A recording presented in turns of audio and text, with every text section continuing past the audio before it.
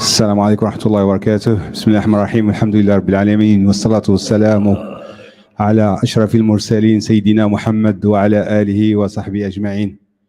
Inshallah, we will start our talk on our lecture with Professor Sherif Shabaka, who inshallah is going to talk about the inner peace, how we can achieve the inner peace that we all need in today's life.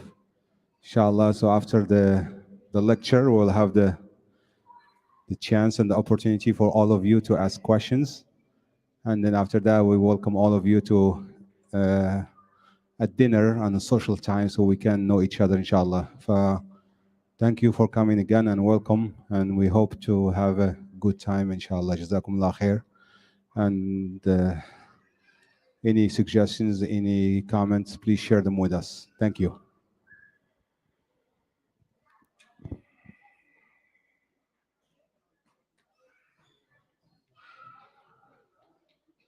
أعوذ بالله من الشيطان الرجيم.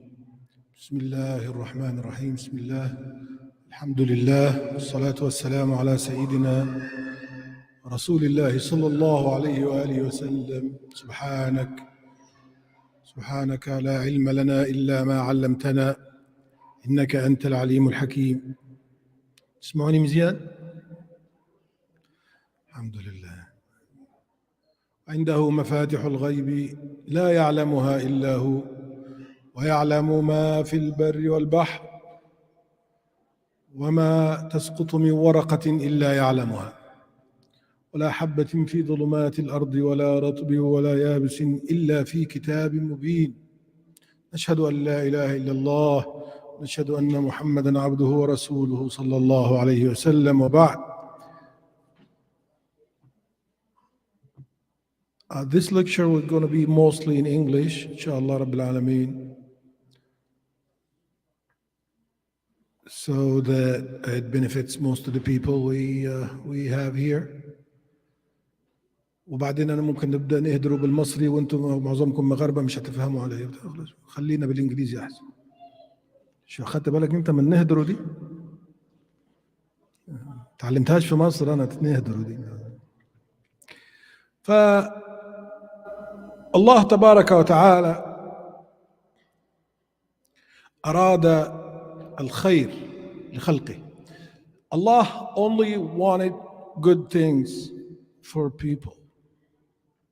We know that and we believe that. And if you ask any Muslim or probably some non-Muslims, it's like, what do Allah want with people? And good things, they would say. And whether you're like on the older side of the age, like myself, or younger or older, you have been protected and fed and given rizq all these years, right? So this sheikh, one guy come to him, it's like, this and this and this happened, and I lost my job, and this happened, and I'm afraid we're not going to have this, we're not going to have this. And so the sheikh says, are you giving up? You're just sitting at home, or are you doing what you must do? And he said, I'm doing all what I can. He said, okay, every time, all your life, when you did all what you could, how old are you? 50. He said, has Allah Tabaraka wa Ta'ala stopped giving you rizq the last 50 years? And he said, no, he hasn't. He said, how would you feel if you're supporting somebody for the last 2 years, for example? You're supporting somebody that he's never gone to bed without dinner for the last 2 years, but he sits with his friend and complains that you might not give him dinner tomorrow. How would you feel? How would you feel? You feel like, how ungrateful, right? So when we occupy our heads with doubt that Allah Ta'ala will continue to take care of us, that's offensive. I'm thinking it's offensive to Allah Ta'ala to think that way. So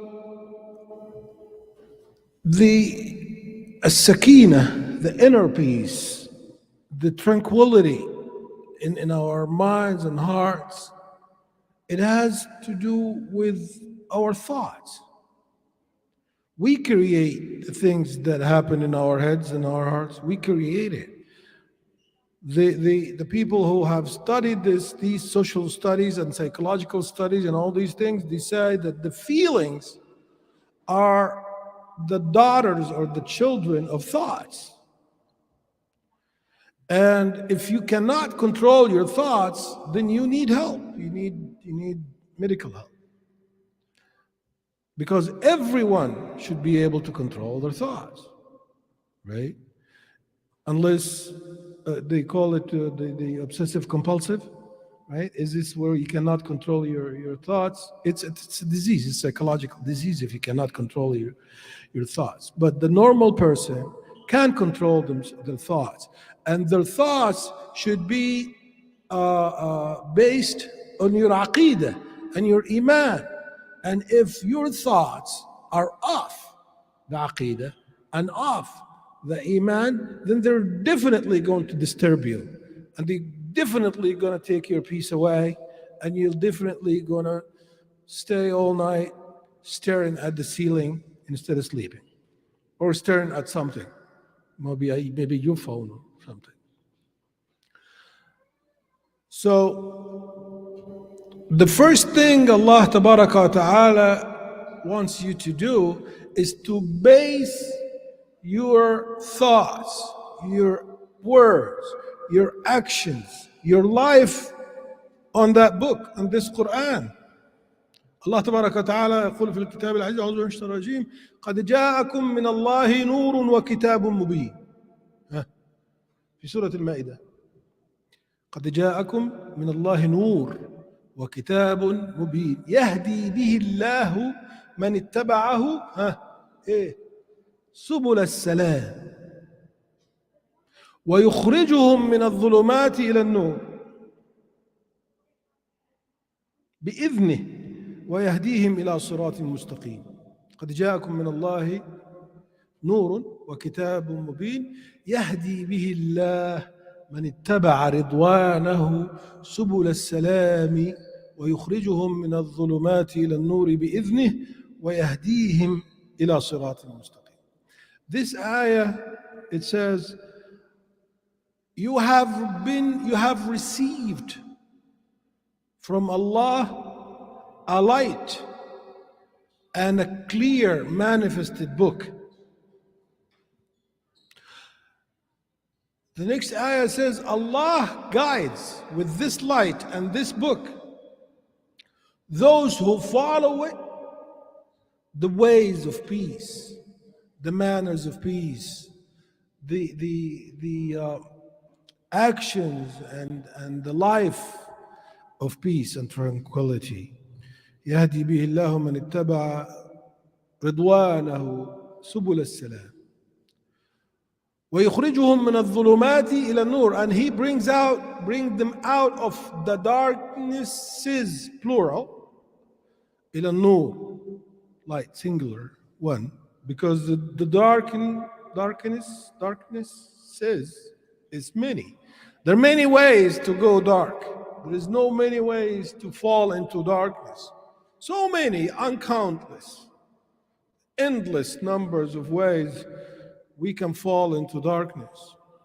But there is only one nur, which is من اتبع رضوانه سبل السلام يهدي به الله من اتبع قد جاءكم من الله نور وكتاب مبين. So if we realize this, then we put our foot on the road to do what brings us peace. If somebody is really hurting or suffering or doesn't have that inner peace or struggling in a way, or there are days that they have the inner peace and days they don't, then the way to do it is to get yourself on the road to do it. Attending a lecture by me or by anybody or listening to something on YouTube or whatever is not going to do it by itself. It's like you have to take in what you hear and implement it. Otherwise, how is it going to work? It's like somebody put the Quran under the pillow and said the Quran is going to protect me.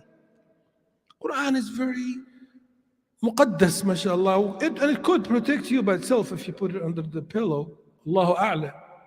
But the Quran was not sent to be put under the pillow. The Quran sent to be implemented. So if you listen to a lecture and you're not tuning in and you're not listening, or are you just there to take the thawab and the ajr of muhadara ba'da salat al-isha and then go on with your life and forget what you heard, it's not going to help you. You're wasting your time. You have to listen and hear and tune in with the intention to implement. Otherwise, would it help you heal from any illness if you visit the doctor and then take the recommendations and the prescriptions that he gave you and put it in a drawer and forget about it, and they say, how come you're still sick? It's like, I did everything I could. I went to the doctor. You went to the doctor and you think just visiting the doctor, you're just gonna go home and heal? Don't you have to take the advice of the doctor? Eat what he told you to eat, and stop eating what he told you not to stop eating, and sleep and do whatever the doctor told you to do, and also go buy the medicine and take the medicine in the times that the doctor told you? Same thing. Attending a lecture about inner peace is not going to give you inner peace unless you tune in, listen with the intention to implement, then it will work. You have a deal? Okay. So the deal is you have to realize that you control your own thoughts. Your thoughts should not defeat you.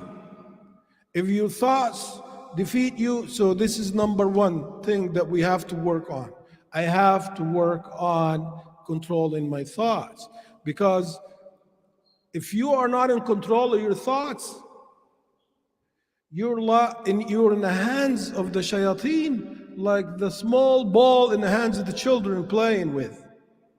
They said that, the ulama said that the person who let anger take over, like somebody said something that really tipped you off, like made you really angry, and then it went inside, and the thought brought another thought, and that word is bad. Oh, he insults me. Who he thinks he is? I should get back at him and call him this, or probably I should just punch him in the face, or this and this, and then you develop thoughts, and if you're not in control, you get in trouble, right? That's how we get in trouble. That's how we get into anger, sadness, deep sadness, anxiety. That's how we get into anxiety. We go into a downfallen spiral. You know how the water, when you put it down, it goes like downfallen spiral. This is called down spiral. Like you're going around until you just go down the pipes. That's what happens when you indulge the shaitan and the thoughts and the anger or the huzn. But you know what else the ulama added? The extreme happiness is also one of those things that actually are not very good. We should be happy so that we're not sad. But Allah tabaraka wa ta'ala says in the Quran about Qarun, إِذْ قَالَ لَهُ قَوْمُهُ لَا تَفْرَحْ إِنَّ اللَّهَ لَا يُحِبُّ الْفَرِحِينَ. So extreme happiness is also not good for you, because it can take you places that are not very good. So now, anger, sadness, extreme happiness, and anxiety and depression. All of those, we bring ourselves down that spiral by indulging. You know the word indulging, like to let it happen and let it take over you, and entertain the thought, and let the thought keep going until it takes you over, and then it's hard to push the thought out. You're acting like your adrenaline hit into your brains, and now you don't even know what you're saying. But do I have time between the trigger of anger happen and that extreme manifestation of anger, time and ability and means and tools to cut this circle at some point and stop it from happening? Yes, you do. Every human being do have that. You just have to realize it, and you just have to take over these thoughts, and it takes training and it takes time. But if you start, so that's the first thing we need to do. This is your first assignment. You have to start realizing that your thoughts are not you. Did you hear that? Your thoughts are not you. You are the conscious that realizes the thoughts and make it happen. You make the thoughts happen. Thoughts don't make you. Thoughts are not above your conscious. Thoughts are not above your control. So that's number one. We have to realize that we're above our thoughts and we can control them. And then the next step is to start training ourselves to control these thoughts.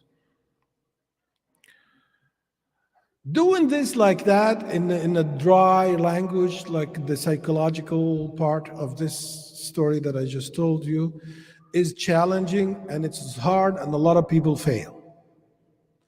But we Muslims are lucky because we have the ultimate tool,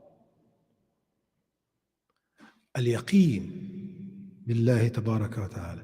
If you look why you're so sad, it's because your yaqeen is weak. If you look why you're so anxious, it's because your yaqeen is weak. If you find yourself extremely happy for something, or so that you start to be out of order, behave wrong ways, then it's because of the lack of the yaqeen. If you're depressed, you're already there, then you have to seek medical help. That we cannot talk against that. That's truth. But what brought you and bring you down into the depression is the lack of yaqeen. It's like somebody already has the infection, and you say you have the infection because you were exposed to that. Stop being exposed to that. Well, stop being exposed to that is not going to take the infection away. You have to take terms of healing. But we're talking about how not to fall there.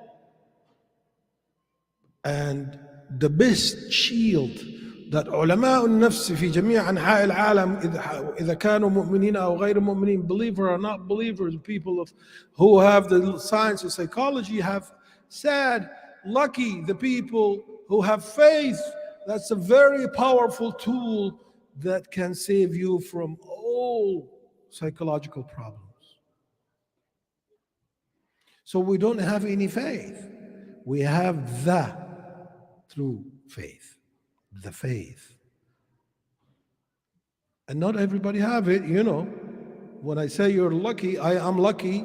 Every Muslim to have this iman is very lucky. Because you know what some of the ulama said? قالوا لو يعلم الملوك وأبناء الملوك ما نحن فيه من النعيم النفسي والسلام الداخلي والأمان في جنب الله لجالدونا عليه بالسيوف. If the people most powerful on this earth know how happy we are with our inner peace, they will fight us over it with weapon. So نحن المسلمون عندنا اليقين، وليس أحسن من اليقين وقاية من الأمراض النفسية والعناء وجهد البلاء وكل هذه المصائب التي تصيب من ابتعد عن الله تبارك وتعالى من trouble in the thoughts and to feel like you're losing your will, you don't have control, and then you start telling telling yourself things that are deception of shaitan. Okay? Shaitan comes to you, says like, if I only finish college, I'll start being happy. If I only get that job, if I only get married, if I get that raise, if I can finish paying off that debt, if I just can heal from that illness, if my children just become old enough to be independent, if they graduate school, I'll be happy. And if I have $1 million, I'll be happy, right? No, that's shaitan. You know how I know it's shaitan? Because Allah said that. نعم صح. الله تبارك وتعالى يسلط الشيطان على الناس بالأماني. ما هي الآية يا مشي؟ ولأمنينهم ولآمرنهم فلا يبتكن آذان الأنعام ولآمرنهم فلا يغيرن خلق الله. قبلها إيه؟ الحتة اللي قبلها هي اللي هي إيه؟ إن الشيطان يعدهم بسورة تانية يعدهم ويمنيهم وما يعدهم الشيطان إلا غرورا. Not that it's not going to happen, it will happen, but as soon as it happens, it's not enough, you need more. And then when the next thing happens, you need the second, and then the next, and it doesn't end.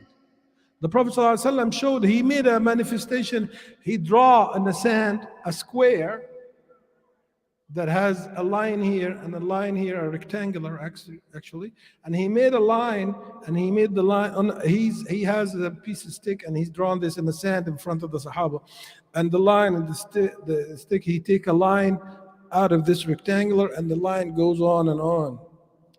And they say, "What is this, Rasulullah?" And he said, "This the line of your birth, and this is the line of your death." And they said, "And what is the line that goes through the whole thing?" And he says, "Your hopes." Al-amal. So al-amal يتخطى نهاية العمر. الإنسان يموت وما زال عنده آمال وأحلام، صح ولا لا؟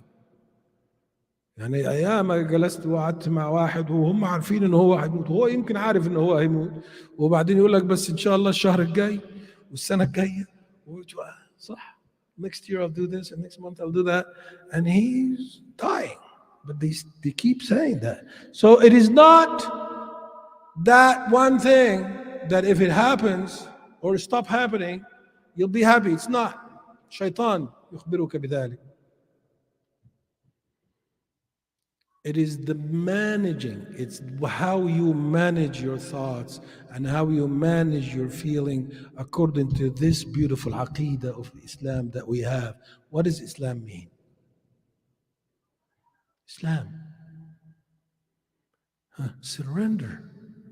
Ultimate submission. Ultimate submission is to worry about your rizq and to worry about your tomorrow. What if you don't live until tomorrow? Then you're worried for nothing. Because nobody knows when he's going to check out, right? So, اليقين بالله تبارك وتعالى هو الشفاء.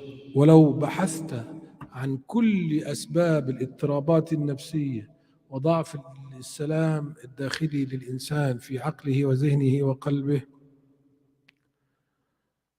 لوجدت أصله ضعف اليقين. صح ولا لا؟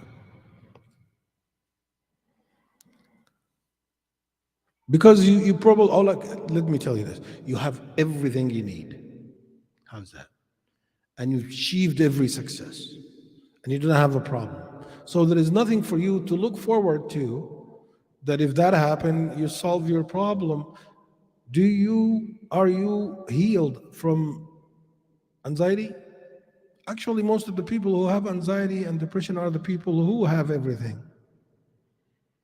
Because why? Because it is not the achievements of the things. It's not reaching the goals that it's causing the trouble. You can have everything and happy with everything, and you go driving and somebody drives and then you get into road rage, what these call road, right? You have a nice expensive car, you paid off your house, you have a wonderful wife, and you have great children, and they are going through school fine, and they smart, and they are going to be doctors and engineers and lawyers and God knows what. But then a guy who doesn't know who you are or you don't know who he is can disturb your entire day, can ruin your entire day. And وتفقد سلامك النفسي وتفقد راحتك النفسية وتصرخ وتشتم وتسب وتلعن. هل ده سلام داخلي؟ هل حققت كل أحلامك التي حققتها، هل حققت لك السلام الداخلي؟ لماذا؟ لأنك لم تتبع رضوان الله فيما تفعل. صح؟ مش قال كده؟ قد جاءكم من الله نور وكتاب مبين يهدي به الله من؟ الذين يسبون ويلعنون، الذين يغضبون ويسخطون، الذين يعني يفعلون هذه الأشياء. لا، يهدي به الله من اتبع رضوانه، يبحث عما يرضي الله ويفعله، ويبحث عما يرضي الله ويقوله. من اتبع رضوانه يهدي به الله، من اتبع رضوانه ماذا يهدي بهم؟ ماذا؟ سبل السلام. تعيش في سلام. You find yourself live in peace if you follow Allah Tabaraka wa Ta'ala. So let's say I don't go outside much, and I'm a good driver, and I don't have road rage or any of that.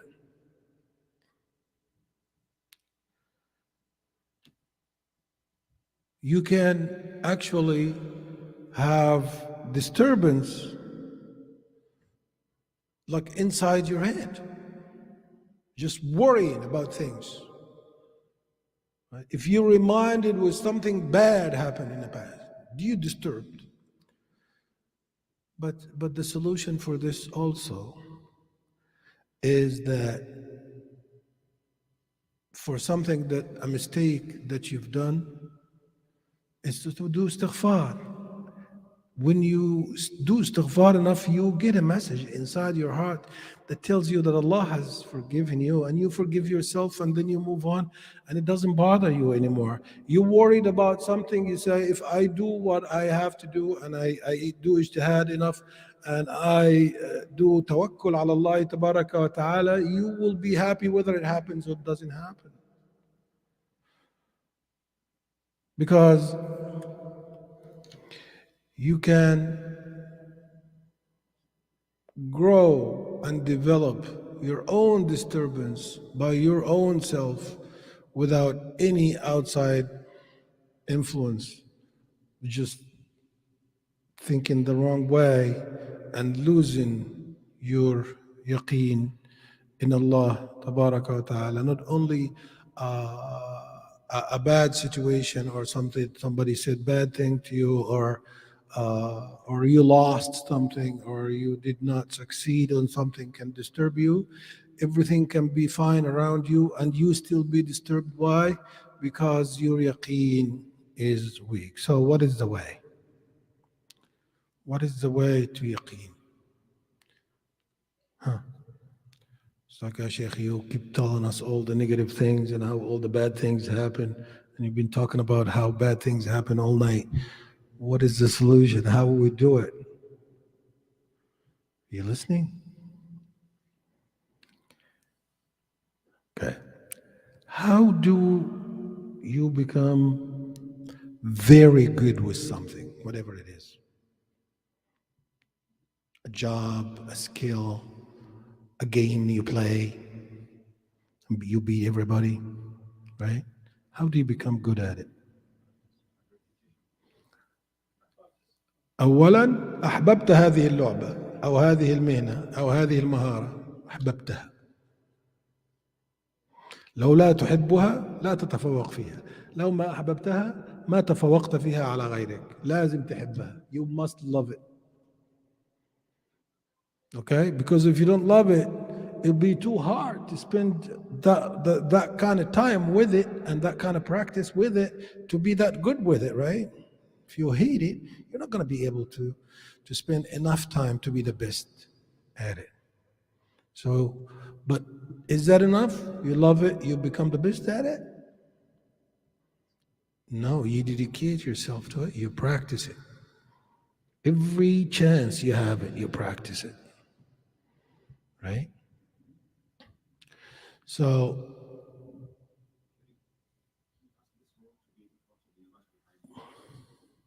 that's okay. Yeah, I don't care. I don't mind. I don't mind. Yeah. As long as they don't pace out, they're listening. Yeah. Yeah. I don't have to be TV, I can be radio. All right. So, what was I saying? نسيتني الكلام يا عم الحاج. كنت بقول انا ايه ده يا جدعان؟ Practice. شفت بقى؟ Alhamdulillah. So you have to love it first, and you have to give it the time, and you have to give it the dedication, and you have to practice it, and you have to be on top of the game, like they said in America. They have to be on top of the game. So, so if you want to be on top of the game with your inner peace, and the only way to inner peace is yaqeen, so the thing that we need to do is yaqeen. The thing that we need to be good at and to be able to control our thoughts positively and fight off all the negative thoughts and all the negative feelings and get better on all of that, we have to be able to use the tool of yaqeen and to employ it to do that, because it's the easiest way. You can go to a psychiatric or a shrink or one of these people, and they will give you sessions, and every session is $120.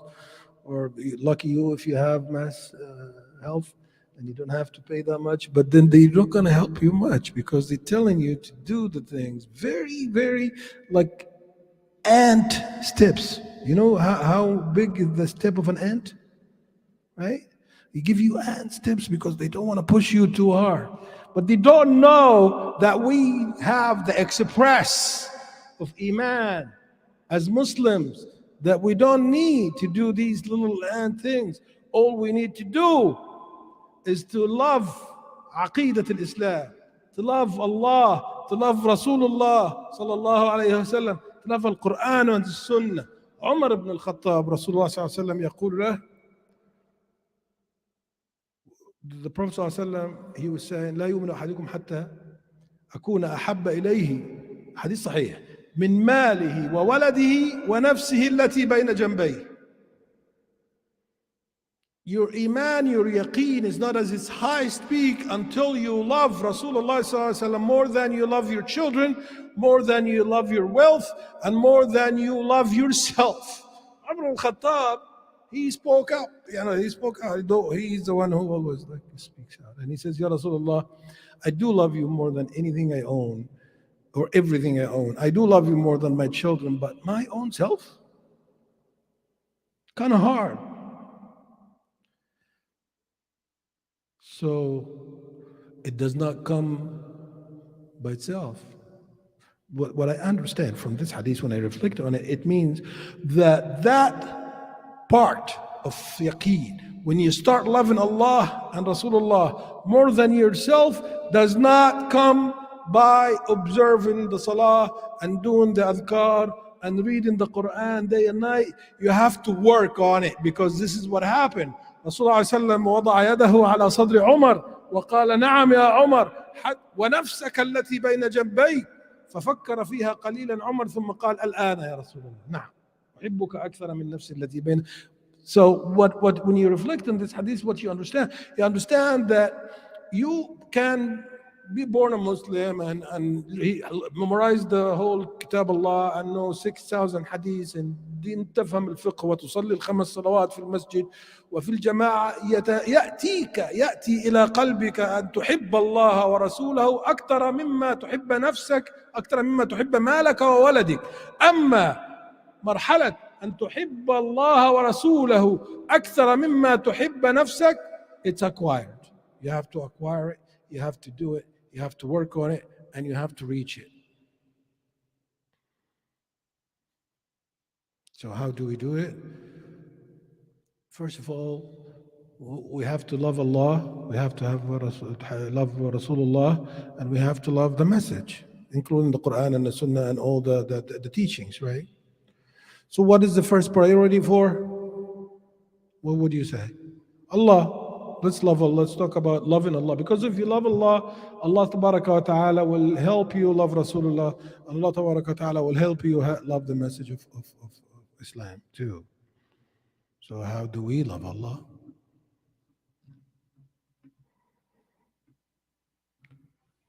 See, your flesh is made of what you eat and drink, isn't it? You're born like 7 pounds or ounces, whatever it is. 2 كيلو إلا ربع. صح؟ عشان احنا معانا النظام الفرنساوي. وبعدين بيحصل ايه عشان البيبي يكبر ويبقى مثل الباب؟ يبقى عنده مفصلتين ويصير باب.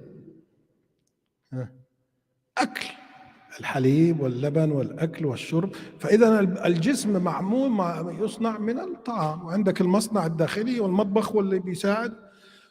كذلك أفكارك وعقيدتك ومنطقك تصنعه الأشياء التي تستمع إليها وتقع عليها عيناك وتدعها تدخل إلى قلبك ثم تمارسها. خلاص؟ The same way your flesh is made of what you eat, your creed, your aqidah, your iman, your logic, your mantiq, your understanding of the world around you is made of what? Made of what you let in, not through your mouth, no, what you let in through your eyes, your ears, and your heart. ما الدليل؟ مين يقدر يقول لي الدليل من القرآن؟ في سورة النحل عشان أسهلها لك. والله أخرجكم من بطون أمهاتكم لا تعلمون شيئا وجعل لكم السمع والأبصار والأفئدة لعلكم تشكرون. So Allah brought you out of your mother's belly, know nothing. And then He gave you the hearing, the eyesight, and the heart so that you may be grateful, so that you may show gratitude, right? So these are the inputs. The same way your mouth is the input that makes your body grow, eyes, ears, and heart are the things that make your aqidah grow. So what are you letting in your heart through your eyes and ears? What are you doing? That's how you love things, by seeing and hearing and indulging. I see, I hear, I indulge with my heart, I play, I practice, I live with it, and I love it, and I be good at it, and all that. So these are the 3 ways. So we, in order to love Allah Tabaraka wa Ta'ala, we have to guard these. That's why Allah Tabaraka wa Ta'ala made some things haram to look at, and made some things haram to listen at, and made some things haram to love. Right? Because why? الآية الثانية في سورة الإسراء إن السمع 3 أشياء. These are the last 3 things again. إن السمع والبصر والفؤاد كل أولئك كان عنه مسؤولا. سورة الإسراء. وبعدين قال لك بقى خلي بالك, be aware and be careful about these three things. Why يا الله؟ سورة الأعراف: ولقد ذرأنا لجهنم كثيرا من الجن والإنس لهم قلوب لا يفقهون بها. ثلاث حاجات تانيين. The same three things. لهم قلوب لا يفقهون بها ولهم آذان لا يسمعون بها. الآذان الأول ولا الأبصار؟ ولهم أبصار لهم آذان لهم قلوب لا يفقهون بها ولهم أعين لا يبصرون بها ولهم آذان لا يسمعون بها أولئك كالأنعام بل هم أضل أولئك هم الغافلون. The same three input ways again: السمع والبصر والفؤاد. خلي بالك, Allah says there has been people who failed the way you use these three channels of input. They have failed miserably and they were designated for Jahannam. ذرأنا لجهنم كثيرا من الجن والإنس. Why? What are this crime? They misused their eyes, ears and hearts. مصيبة. So in order to love Allah Tabaraka Ta'ala, number one, we have to guard these channels of input, because this is what puts love and hate inside of us. This is what puts logic in our heads. This is what makes us good at something and bad at others, right? This is what makes up our personality. Who you are is made through what you listen to, what you look at, and what you love. السمع والبصر والفؤاد. Okay? So هذه مرحلة. المرحلة الأولى اللي احنا قلناها في أول الكلام: تراقب أفكارك، وبعدين تراقب ما تنظر إليه وما تستمع إليه. يعني ما تفكرش إن أنت قاعد تتفرج على فيلم حلو والفيلم عاجبك والبت حلوة والحكاية حلوة وشغالة، إن الموضوع أنت هتتفرج على الفيلم وتقوم تنام والصبح تصبح كويس. لا، دخلت دماغك ودخلت قلبك وأثرت على أفكارك وأثرت على منطقك وأثرت على إيمانك وعلى يقينك بالله تبارك وتعالى بدون شك. 100%. These are studies. That's why, people who are in the Muslim world, even though with all the troubles that are going on, have more, better situation than us. Yes, because you تسمع الأذان, you hear the adhan of كل صلاة, and you go to the masjid more frequently, and your uncle can tell you what is this, and your good friend tell you this good. But here, we're exposed to all the wrong things. Us and our children are exposed to all the wrong things through the eyes and ears and hearts. So the first thing you control your thought, the second thing you control your inputs. But then, if you give your plant water and expose it to the sun, it'll grow. But if you put filterization, right, some mawad, things you can buy in the store they call it plant food. I like plants. I have so many at home, taking over the place. What am I going to do? So, what are the fertilization? To start feeding your iman and your yaqeen and your logic, the things that make you love Allah. What are they? Well, the one thing that I can tell you first is to know Allah names. Can you love somebody without knowing their name? You can't. How do I love someone? I can like somebody but don't know their name and sifat and attributes. But love is a very big word. You can't love Allah without knowing His names. Reflect. Who is Ar-Rahim? And what's the difference between Ar-Rahman, Ar-Rahim? Who is Al-Quddus? Who is Al-Muhaymin? What does Al-Muhaymin mean? Who is Al-Mu'min?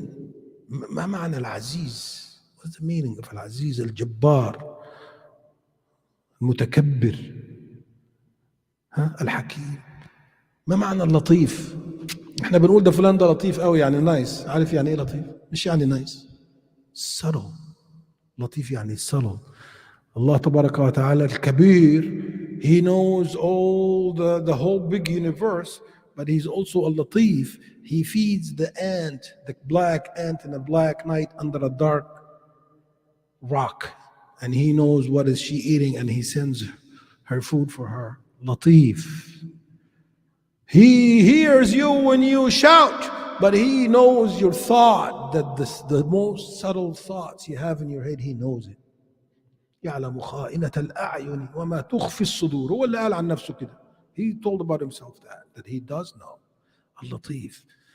So when you Al-Ghafur, Al-Afu, Al-Rahim, Al-Hadi, Al-Bashir, right? البشير هو النبي محمد صلى الله عليه وسلم. الهادي البشير هو النبي محمد صلى الله عليه وسلم. الله تبارك وتعالى الوهاب الذي يعطي بغير حساب. الكريم الحليم. فكر في الله تبارك وتعالى بصفاته هذه وأحبه بسببها، وأحب الله تبارك وتعالى بهذه الأسماء، لأنك لا الوقت. عندي 5 دقائق. اوكي. So نحب الله بأسمائه وصفاته، نحب الله بقراءة كتابه، ونحب الله بالتعبد له والدعاء وكثرة الذكر. خلاص؟ فإذا أحببنا الله أحببنا الصلاة، وأحببنا العبادة، وأحببنا القرب إلى الله، لأنك إذا ابتعدت عن الله تبارك وتعالى ابتعدت عن السكينة والاطمئنان. If you're separated from Allah تبارك وتعالى, you're separated from your inner peace. There is nothing. It's an equation. If it goes from the right, it goes to the left, and it goes from the left, it goes to the right. You're separated from Allah, you're miserable. There's no other way. A toddler separated from his mother, وَلِلَّهِ الْمَثَلُ الْأَعْلَى. How would that toddler feel? He'll be screaming and crying all the time, right? It is worse for a mu'min, a believer, adult, that is separated from his creator. You're miserable. Don't be separated from Allah Tabaraka wa Ta'ala. Connect back, repent, and reflect on Allah's names, and reflect in the Quran and read it. And don't miss your dhikr, and don't miss your salah. I hope I helped you guys with this. And if you have any questions, I'll answer if I know.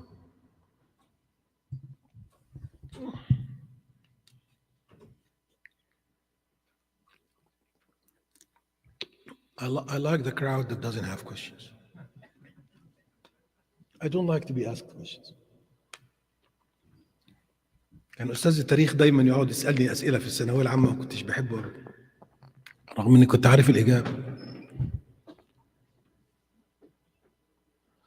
Questions so the brothers don't have sisters, any sisters have questions? The brothers don't have questions. Do the sisters have questions? You can write it and send it if you're shy. And you can speak up. We don't make people don't speak here. Anybody can speak. We have a microphone here. We have a mic if you want to say something. Comment. Forget a question. Comment. والله انتوا ولاد حلال. اتفضل. عليكم السلام. سامحني. How would you reconcile being ambitious with being happy and satisfied with Allah? بالعكس, the brother asked the question, how can you reconcile being ambitious and being satisfied? I never said satisfied that means with minimum. I never said that. I don't say that, and if I said that, it would have been wrong. Satisfied doesn't mean you're satisfied with the minimum. No. The answer for this question is like you do everything you can. You work as hard as you can, and you go for your goals in the world and life as long as they're halal, as hard as you can. But so we never say stop, you're ambitious, or stop working hard. We say work as hard as you can, But what we're talking about is not what you do or what you're ambitious for. What we're talking about is what's in your heart while you're doing that. You're satisfied with the results of whatever happened. Because you know what? ألم نشرح لك صدرك ووضعنا عنك وزرك الذي أنقض ظهرك ورفعنا لك ذكرك فإن مع العسر يسرا إن مع العسر يسرا فإذا فرغت فإيه فنام فانصب ولكن إيه وإلى ربك فارغب. ده شغل القلب. فما تخلطش. Don't mix up the work of the physical work in this world to achieve high goals with the work of the heart. The work of heart has to be always connected with Allah Tabaraka wa Ta'ala. You do everything you can. Work as hard as you can, and you don't expect except what Allah gives you. You're happy with whatever is, because some people work so hard for something and they don't get it. And they were devastated, but then a couple of years later, they realized that what happened that day was best for them, because then they found their true way. If they succeeded in that thing, they would have been poor. They would have been like making this much every year, and then you can barely pay your bills. But because he failed that, or she failed that, she struggled more and she found an alternative way and she became in a better position. So this is an example of the question you are. Be ambitious and work as hard as you can on achieving your goals, but be content with whatever Allah gives you in return, in your heart. And the key word is, don't mix up the work that you do in physical work in real life with the work of the heart. The two different ways, the two different things. العمل والتوكل. العمل هو عمل اليدين والتوكل عمل القلب. Hi, Sheikh. أهلا وسهلا. I'm not a public speaker, but I have a question. This is You don't need to be public. I'm not a public speaker either. Look at me. MashaAllah, you are a great speaker, and thank you for your time and for teaching us things. Alhamdulillah. Jazakallah khair. May May Allah Allah bless you. accept. The question that I have is, I've noticed there are certain times when you're praying, and then all of a sudden you start thinking about so many different things, and this happens from time to time. And today I was thinking about that. So how can you combat that? What are some steps that you can take to ensure that you're focused in your prayer? This is a common issue that some people face. Okay. It happens to all of us, right? So, like I once had an intention to do these prayers, like with khushu', and I'm gonna combat this deviation, and it's not gonna happen. I'm just gonna be focused on my salah and my khushu' throughout the whole 4 rak'ah. Okay? And I went to the masjid and I started the salah, Allahu Akbar. And as soon as I went in the salah, I remembered that I left the car running. As soon as I got in here, it's like, shaitan, the car is running. And well, it's going to run until I finish the salah. What are you going to do? There's not, well, are you going to leave your salah and go turn the car off and come back? So you surrender. Allah wanted it to happen that way. Go away, shaitan, la'anakallah. Okay. But this is like you and I, we're talking about our personal experiences. But the key, the people who talk about ADHD and all that stuff, they say that you have to build a mechanism. Pinch your left hand with your right hand. Okay? Or associate that with anything. Right?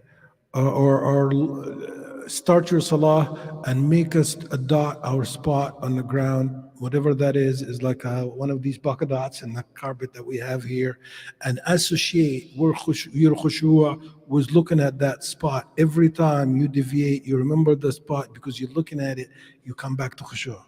So you have to do your own mechanism. You have to do. It's tricky, and it happens to all of us. Everybody. It happens to everybody because this is how we are. We're humans. We're brain deviate and but this has to do with what I said in the beginning of the muhadara, which is to train yourself to control your thoughts. You have to train yourself to control that. And there are many videos in YouTube about that, said by Islamic scholar and by non-Islamic scholar. Find them and watch these videos. It's very good at how to train yourself to control your thought. بس اكتب كده في just write that in what do you call how to control yourself. مش تستنى قبل لما اعدل لك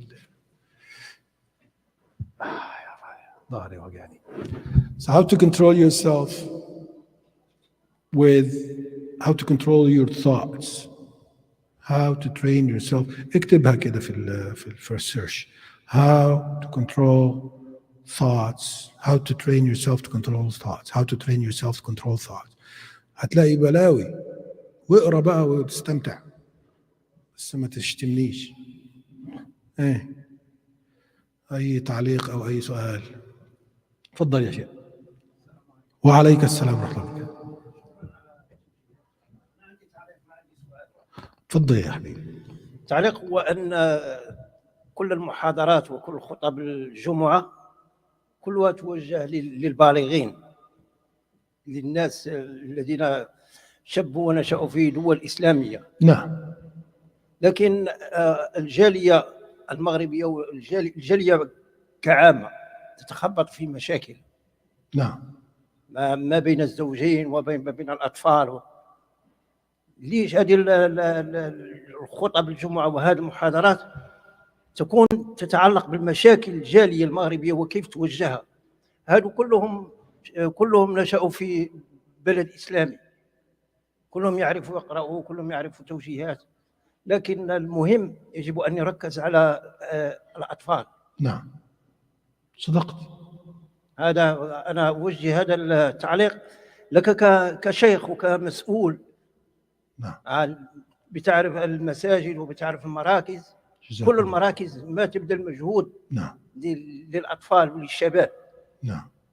كل الخطب بتقوى الله والصلاة نعم. هذو كلهم بيعرفوا يصلي وكلهم بيعرفوا. نعم. أنت قلت هذا الكلام. إلا من يريد أن يغش نفسه.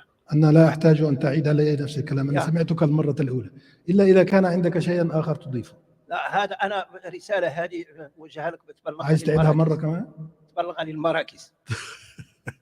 والله يا أخي أنا أضم صوتي لصوتك وأوافق على كل ما قلت، ونسأل الله تبارك وتعالى أن يعني يعيننا على عيالنا. والله كلنا عندنا مشاكل مع عيالنا. When I prepared for now, I know everybody here speaks Arabic. Everybody. Is there anybody here that doesn't speak? واحد ولا اثنين? 1 or 2? 5 out of So but why did I do the whole? ليه أنا قلت المحاضرة كلها بالإنجليزية؟ حتى إذا كان لأنني عندما حضرت هذه المحاضرة وأعددتها, when I prepared this speech, I prepared it for the young people.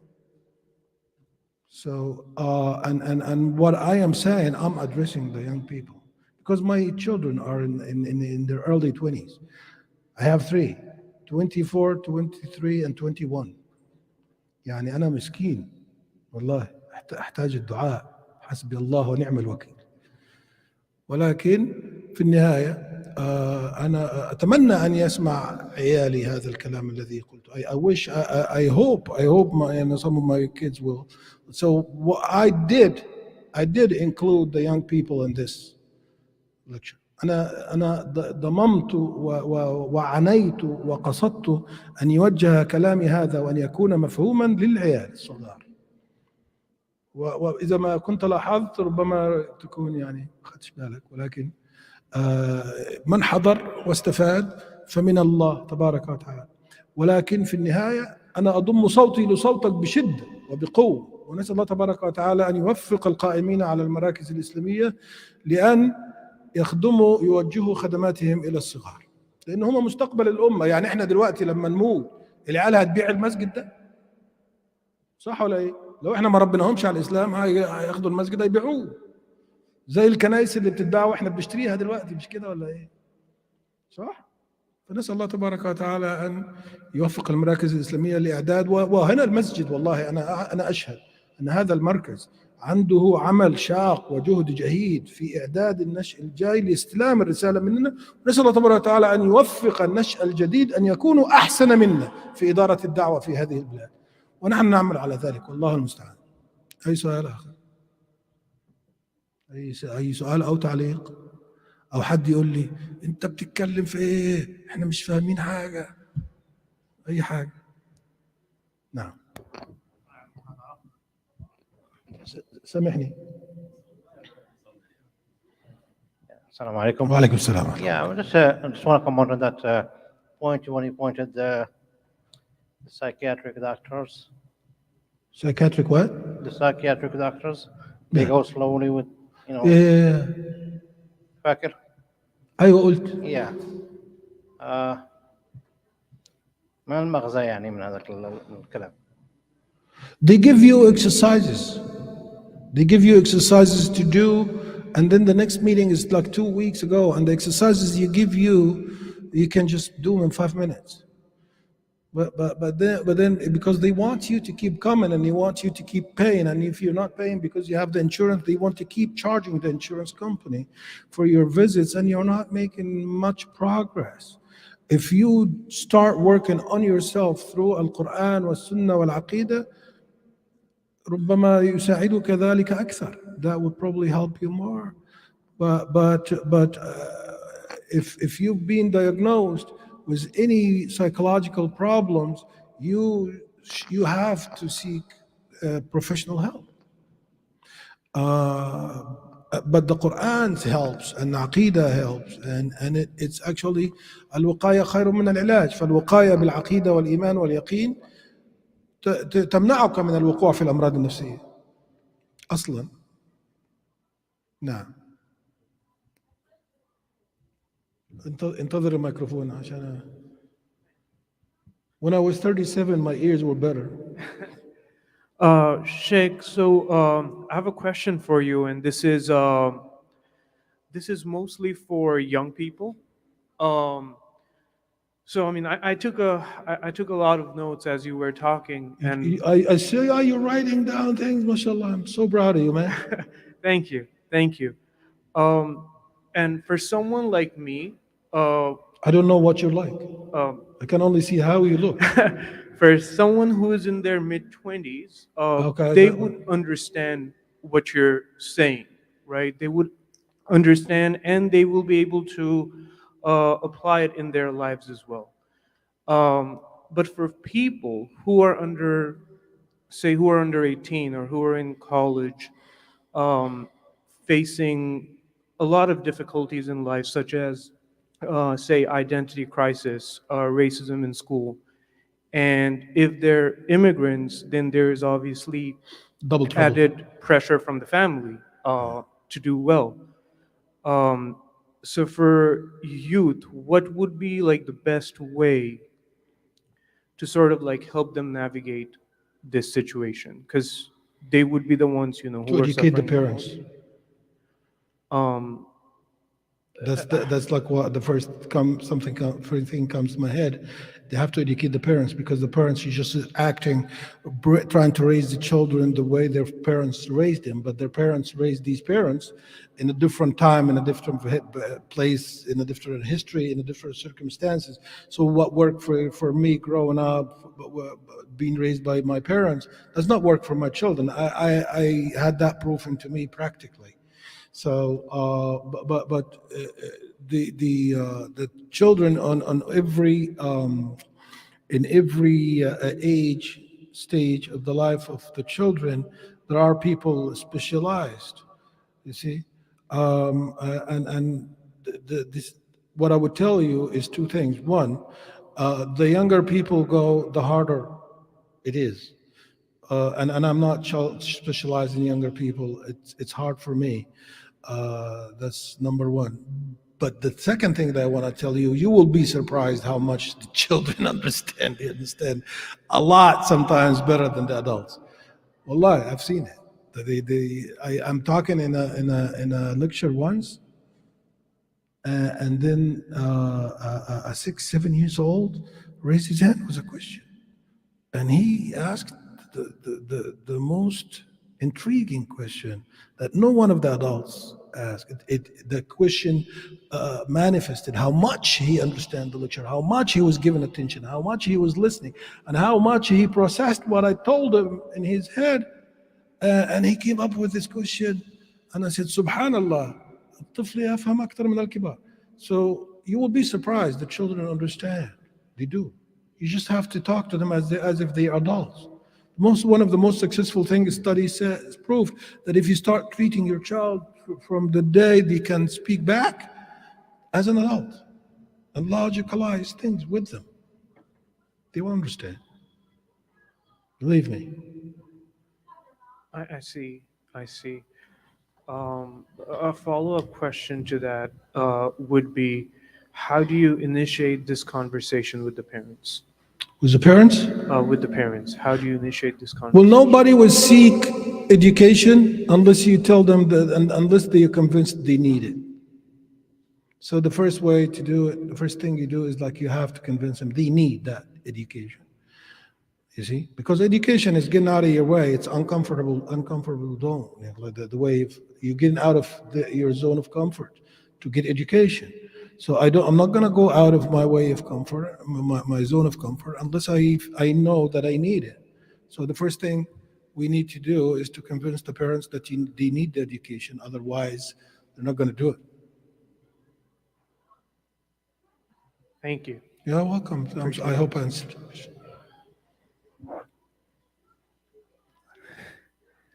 Sherif, I'm not sure if I heard you well. Just go back to the question that Abdul Latif asked about like the ambition and the inner peace. So I think during the talk you mentioned that people who have less inner peace is the people who have a lot. Have what? Have a lot of things. I'm rich and so I'm not sure if the statistics, like usually the people who suffer a lot from inner peace are the people who have less or people who have more. Is it like al-fuqara or aghniya? That because I think from what we hear and witness that the more you have, the greater you become, and that your worries also increases, and then your inner peace goes down. So I don't know this formula, this equation. It's hard. So the more you are ambitious and you wanna, own stuff and go to places and own businesses and that, so that comes with the price, and that affect automatically your inner peace and affects automatically how you live your life. So, and this is not an invitation to be poor and to have less, but I'm just saying how you can have a balance. I know, like, the rule in Islam, you say, this inner peace is just like, kind of, for me, it's طمأنينة. والقرآن you mention ألا بذكر الله تطمئن القلوب. يعني the solution is ذكر الله. ذكر الله قراءة القرآن كل شيء. But that give you طمأنينة. So that's how I understand it. But I don't understand like this. Do you have to be ambitious and have a lot of things and try to, yes, we would like always to improve ourselves and to grow and to advance in life. But how can we do that without without falling on the trap of this inner peace? Because like when you go back to doing, we thought when we were back home, like before we immigrated to this country, you say, oh, you go to America, your life will be better. This is the American dream. And you find out after 20 years, it's the opposite. The longer we live here, the longer we live here, the worries are becoming like, hard and hard. So I don't know. Sometimes you feel that people who live in somewhere poor and that they have more inner peace. When somewhere in a poor country, they might have like peaceful life. They don't have a lot of appointment. They don't have a lot of time pressure.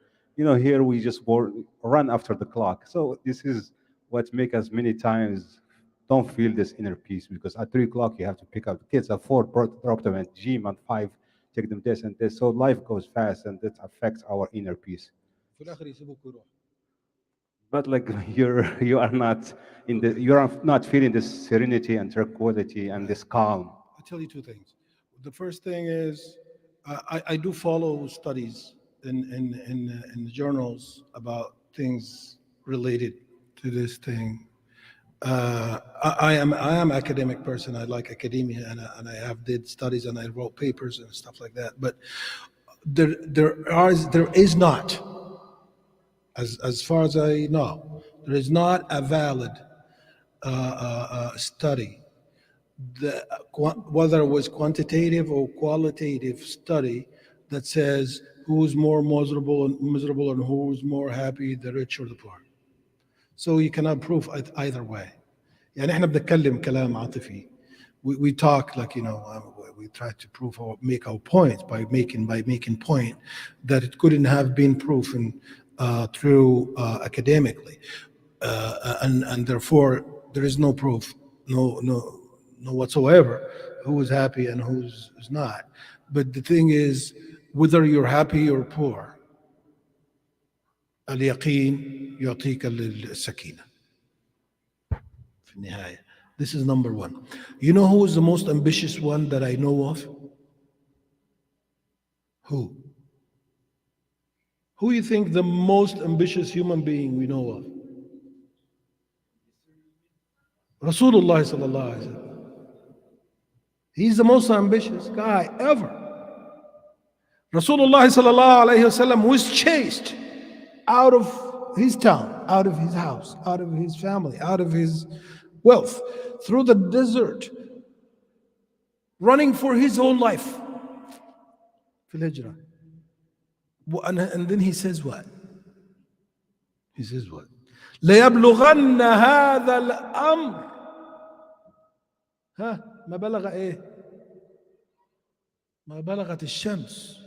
يعني أي مكان ذهبت إليه الشمس هو الوحيد المسلم ومعاه أبو بكر وعلي نايم في السرير. هم دول. These are the only three people with Khadija radiallahu anha. And he's saying this matter would reach every corner of earth, حضر or مضر, في any house, whether it was in the suburbs or the cities or the country or the desert, except that Islam would reach. How ambitious! Do you see that? It's like you're hungry and you don't have $1 to buy a piece of bread, and you say, I am going to be richer than Elon Musk. That's equal to that. That's what happened. The most ambitious guy is our role model. So please be ambitious and be successful and ask for Allah's tawfiq, but just have the rida of whatever Allah sends your way. Just have the rida. So yeah. Rasulullah sallallahu alaihi wasallam يذهب بجيش قوامه 300 ويهزم مكة بكل عساكرها وجنودها وخيلها ورجلها في بدر. Ambitious. لو انا رايح معركة ومعايا 300 واحد وطالع لي 1000 واحد على الحصنة بتاعتهم وسيوفهم، همشي ههرب، صح؟ ولا ايه؟ مش العقل والمنطق بيقول كده؟ But the Prophet ﷺ was ambitious. He knew that Allah has his back also. So it was not just personal ambitious, it was his yaqeen. Again, al-yaqeen. هل هذا يجيب على سؤالي؟ كن طموحا واسأل الله النجاح والتوفيق، ولكن ارضى بقسمة الله تبارك وتعالى. انتم ما قعتوش؟ انتم صايمين بالليل؟ According to the schedule, we have 6 minutes before dinner time. طيب خلاص مش مشكلة. 6 minutes is good. I'm good with 6, 7 minutes, 8. أكثر أو أقل، ولكن يعني نسمع والله. اسألوا أو علقوا أو قولوا شيء أو أي شيء في خاطرك أو في بالك. والأخوات يعني نحب أن نسمع من الأخوات، ولا هم روحوا؟ طيب. والله يا ابن الحلال احنا من غير زوجاتنا وبناتنا واخواتنا وامهاتنا ما نساوي شيء. والله هي دي الحقيقة ولا ايه؟ نعم. ما هي الغاية من ماذا؟ الغاية من خلق الإنسان ليعبد الله تبارك وتعالى ويعمر الكون. قال الله تبارك وتعالى في كتابه العزيز: وما خلقت الجن والإنس إلا ليعبدون. So, and then you're going to ask me, so why? This is the answer for this why is لا يسأل عما يفعل وهم يسألون. So why Allah created us? To worship Him. Why do we have to worship Him? Go ask Him. نعم. شوف هو أقول لك الحاجة، هو نحن الموت ليس النهاية. We are eternal beings. We were born to live forever. You will never die. I mean, you will never perish from the existence, from the universe. You will always be there. It just happened that in these 70, 60, 80 years that you have, you live in this vessel. You live in this body. That's where you live now. But you're going to leave this body behind and move on and go to the next life. And next life is better than life if you do good in this test, and it is not good if you don't pass the test. It's as simple as that. See? فإما نعيم أبدا وإما جحيم أبدا. فنرضى بقضاء الله فينا. Again, الرضا. ونحمد الله تبارك وتعالى على ما آتانا النعم، الحياة والنفس والسمع والبصر والعيال والمال ولذة الحياة، ونعبد الله كما أمرنا، ونستقيم على صراط الله المستقيم، ونحاول أن نقي أنفسنا وأهلينا ومن يتعامل معنا ومن حولنا شر أعمالنا. يعني ارحم الناس من نفسك، وارحم نفسك من نفسك، واسأل الله المغفرة. عسى الله تبارك وتعالى أن يجمعنا في الجنة كما جمعنا الليلة، كل هذه الوجوه الطيبة وكل من نحب وكل أبنائنا وعيالنا وآبائنا وأمهاتنا يا رب. المغفرة يا رب العالمين. اللهم إنا نسألك العفو والمغفرة والرضوان.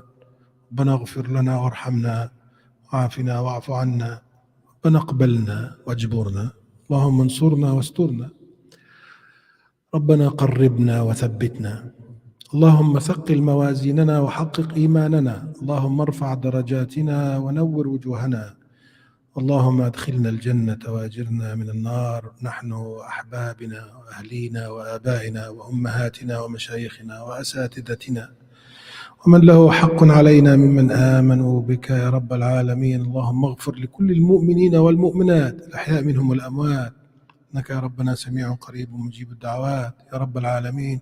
أحسن عاقبتنا في الأمور كلها وأجرنا من خزي الدنيا وعذاب الآخرة. ربنا آتنا في الدنيا حسنة وفي الآخرة حسنة وقنا عذاب النار. فستذكرون ما أقول لكم وأفوض أمري إلى الله، إن الله بصير بالعباد، والحمد لله رب العالمين، والسلام عليكم ورحمة الله وبركاته. Alaikum salam. So on behalf of everyone who attended tonight, I would like to thank you, Brother Sherif, for your talk and for your discussion. Jazakumullah khair. And also thank you to everyone who attended tonight. Inshallah, we hope to see you in next talk in the near future. Inshallah, Jazakumullah khair. Please, stay here with us, inshallah, for the next half hour for the social session, which is the dinner. So please just stick around until we have dinner together, inshallah, so we can have a chance to know each other and to chat with each other, inshallah. Jazakumullah khair. Also, the invitation for you, Sherif, to stay and have dinner with us, inshallah. So don't leave. And inshallah, the Saeed and his crew have prepared a good dinner for everybody. The sisters as well, please stay with us until you have dinner. And thank you again for coming, and see you next time, inshallah. Jazakumullah khair. تفضل يا أخي. أنا خلصت اللي علي، أنا بريء. قول يا عم.